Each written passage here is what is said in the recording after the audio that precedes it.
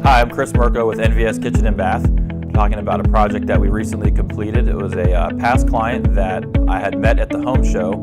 They had worked with NVS about 5 or 6 years prior to this project, that they wanted to come back and have us do 3 bathrooms and their mudroom. So I went out and visited the house. It seemed like a great fit as far as everything that they were looking for.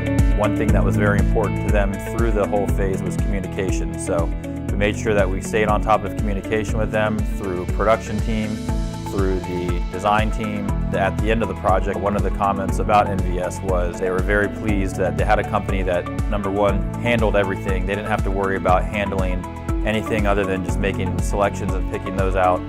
And they also mentioned that anytime they called the lead carpenter, within 30 minutes, they had an answer on anything. If it was the weekend or after hours, we were there for them, and they said that they would obviously recommend us, and they were very pleased with that.